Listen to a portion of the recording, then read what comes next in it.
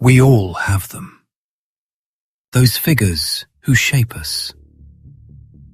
The ones whose voices live inside our heads long after they've stopped speaking. Teachers, parents, mentors. We build shrines to them in our memories, polishing their lessons until they shine like absolute truths. We trust them because they came first, because they held the flashlight while we stumbled through the dark. But here's the question nobody wants to ask. What if the light they were holding wasn't a flashlight at all? What if it was something else entirely? Something with teeth. You need to secure your connection to this archive. Like this video. Subscribe if you want access to the files we've recovered.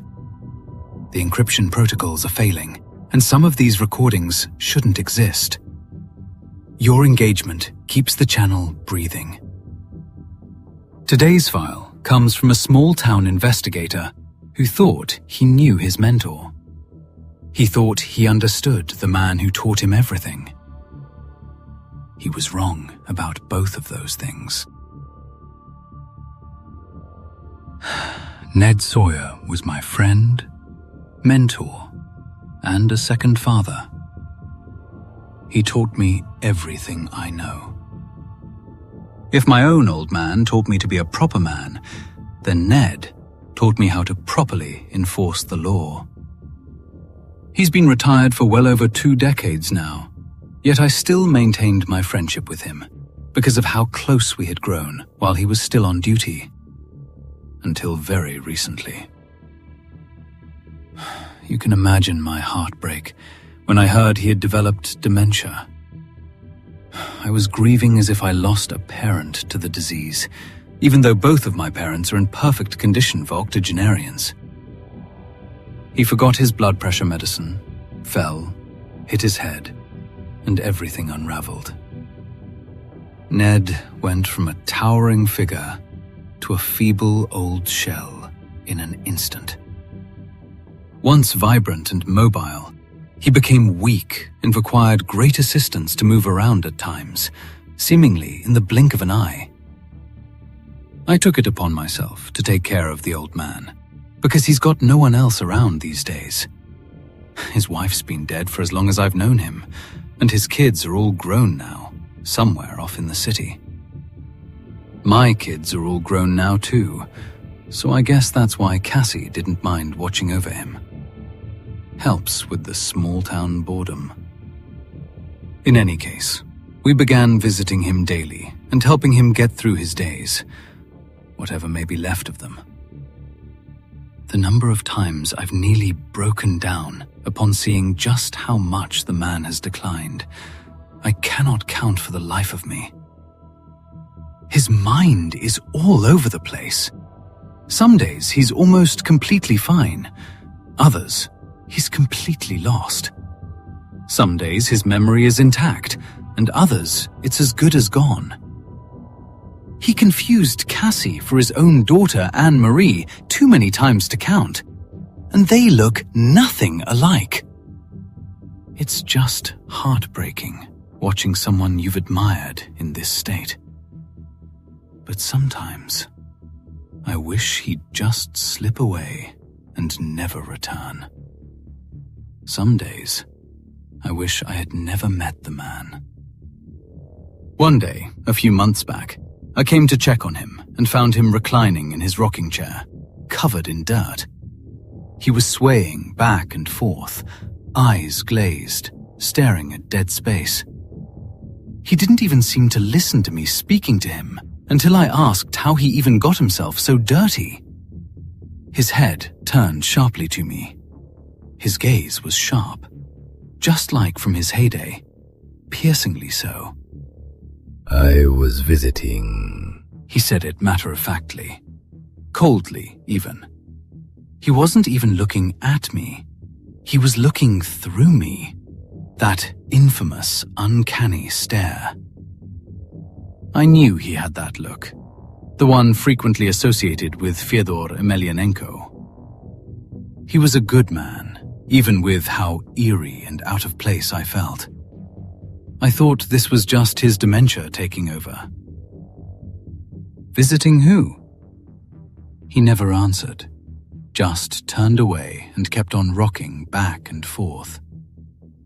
He wasn't there that day, and I felt both dumbfounded and heartbroken all over again. This wasn't the last time this would happen. In fact, these behaviors would repeat themselves again and again.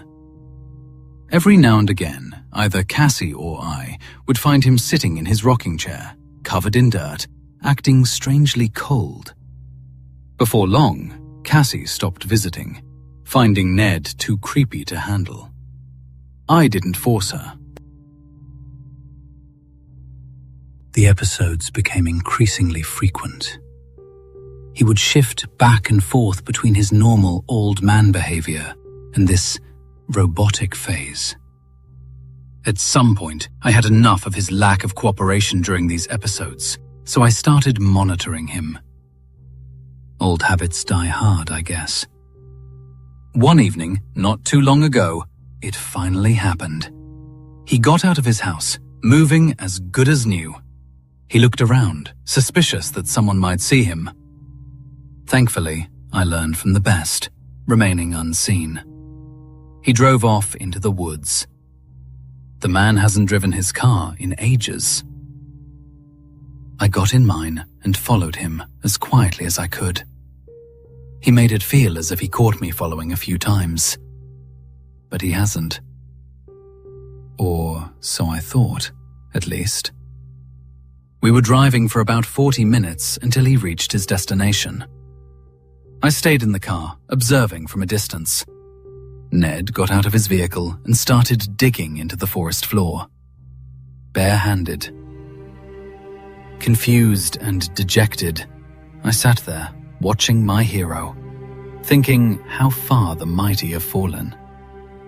He was clawing at the dirt in this careful manner, almost as if he was afraid of breaking something. All I could think was how far he had deteriorated. Once a titan, he was now an arthritic, demented shadow. A mere silhouette. Oh boy, how wrong I was. It wasn't until he pulled out something round from the dirt that I realized just how wrong I was. Jesus Christ! My heart nearly leapt out of my chest when I finally made out the details. I thought I was the one losing it in that moment. This couldn't be. It couldn't be him! Without thinking, I rushed out to him, calling his name, but he simply ignored me. He didn't listen. I knew he heard me. His hearing was fine, but he just kept on fiddling with the thing in his hands. His back turned to me. He started dancing a little macabre dance, clutching a skull, one previously belonging to a human. It wasn't until I spoke up that he even listened to me.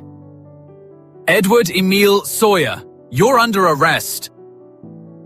When his reaction confirmed my suspicion that he heard everything, it tore me apart. I hated to do this, but he left me no other choice. Finally, you've got me, son. No, you haven't.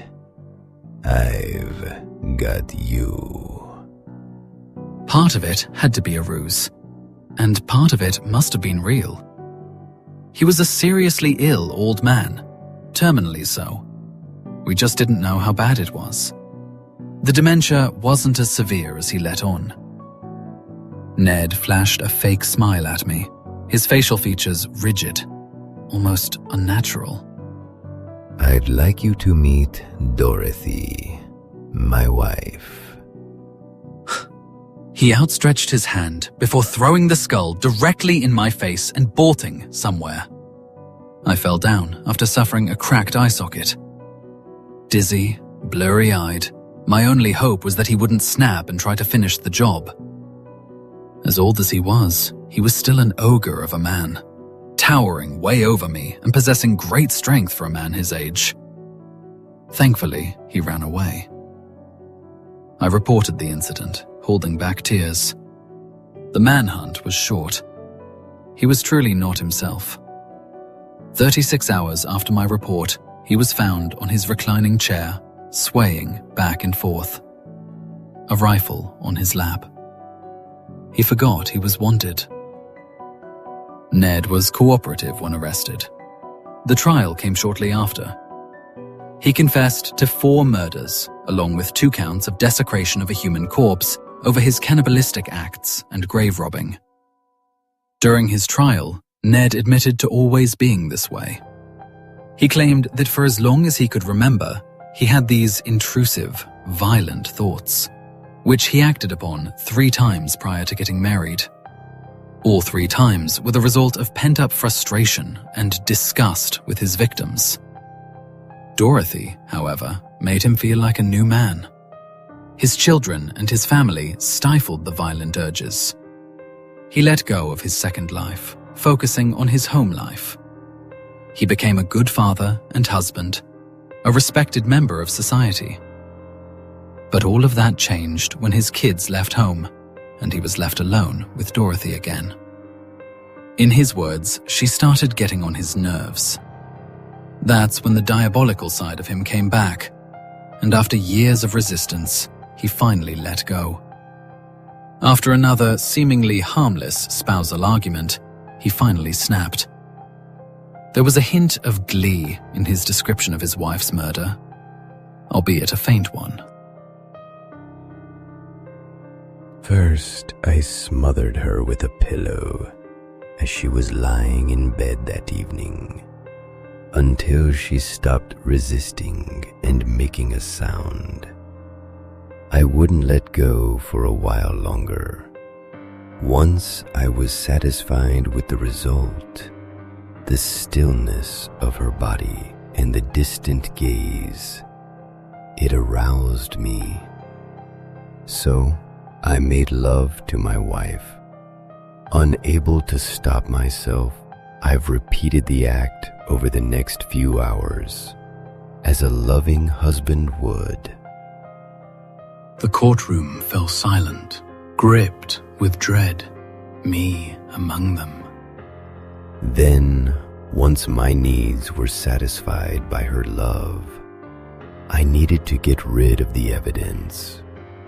So, surmising that the best way to conceal evidence was to make them disappear from the face of the earth, I've decided to consume her body.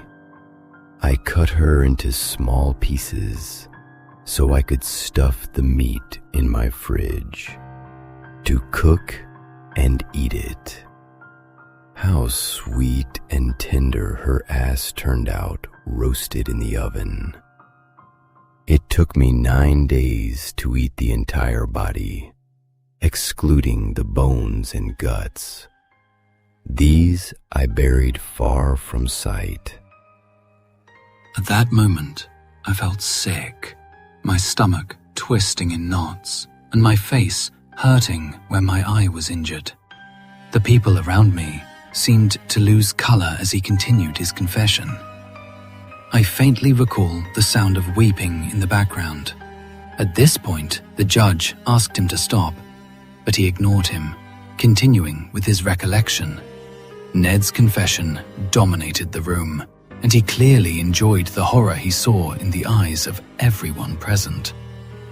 I did it out of love for Dorothy. I wanted us to be together, to be one forever. That's why I ate her, to make her part of me. He concluded. The air seemed to vanish from the room. Nobody dared speak for another few moments before the ghastly silence was finally broken. When asked why he kept returning to the grave, he admitted that once he had finished eating her, his violent urges were mostly satisfied. Ned explained that spending time in her presence is what kept them in check. His cold facade retreated in favor of a satisfied, lecherous one once he mentioned how good it felt to lie in her bones. Saying it was even better than when she was alive. Ned forced the room into silence all over again. He never expressed any guilt over his actions, remaining almost robotic in his delivery. By the end of what seemed like an entire day, Ned was found guilty on all charges and sentenced to spend the rest of his days behind bars. He remained disturbingly unfazed by the verdict. There were 65 years before his first murder and conviction. He knew the rules and bent them as much as he could until his mind started slipping away, leading to a fatal mistake.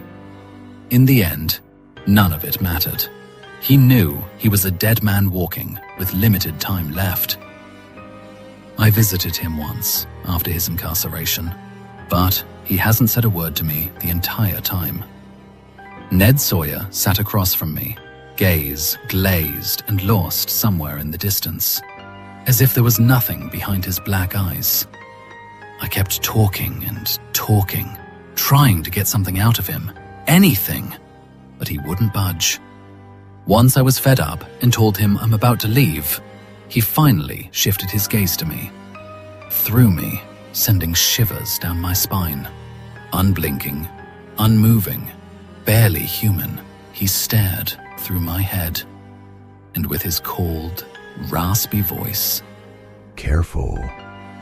Next time, he might kill you, my son."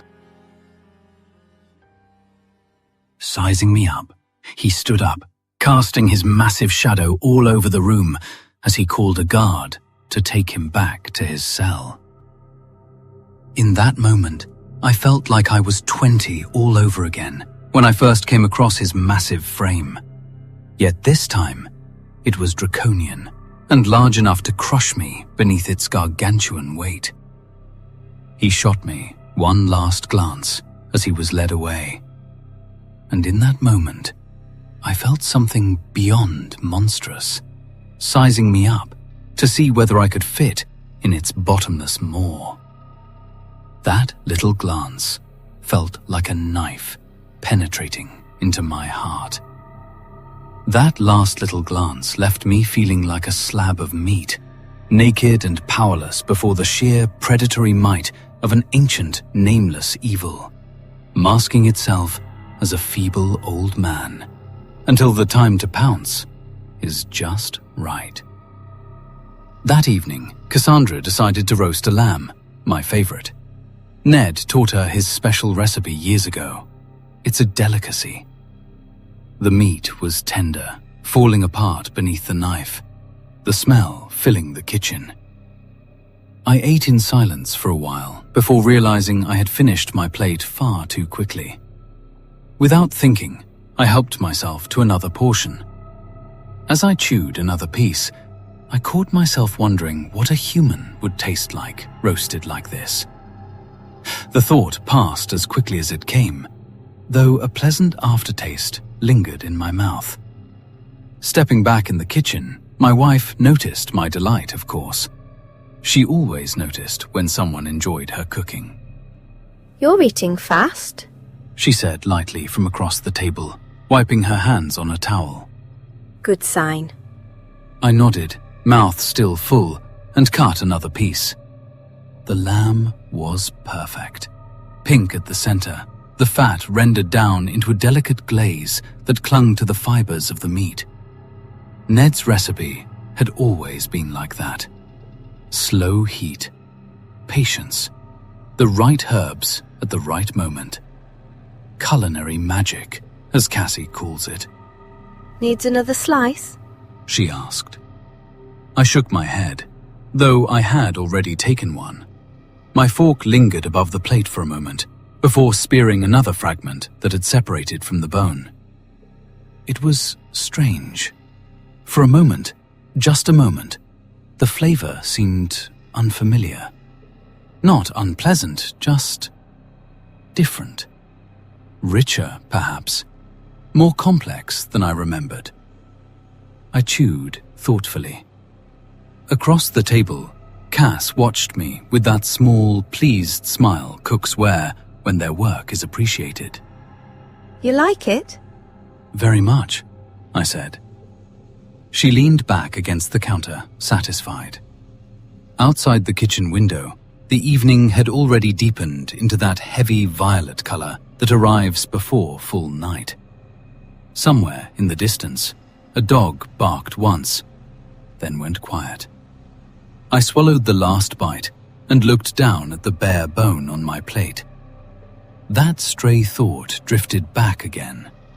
Not a craving, not even curiosity exactly, just the mind wandering. Humans are meat too. The idea carried a peculiar calm with it, like noticing something obvious that had simply been a taboo to be said aloud. I set the knife down. The lamb had been excellent. Still, as the warmth of the meal settled in my stomach, I found myself wondering, purely conceptually of course, whether the tenderness came from the recipe or from the animal. Across the room, Cassandra began humming to herself while she washed the dishes, a tune I didn't recognize. And for some reason, the smell of roasted meat seemed to linger far longer than it should have, having something similar to a porcine touch to it, one I failed to notice during my binge. I reached for another slice before realizing there was no lamb left on the platter. Only bone. Only a long, slender bone. Some teachers don't just give you knowledge. They give you something else. Something that lives inside you. Growing. Waiting. The narrator sat at that table, chewing, wondering.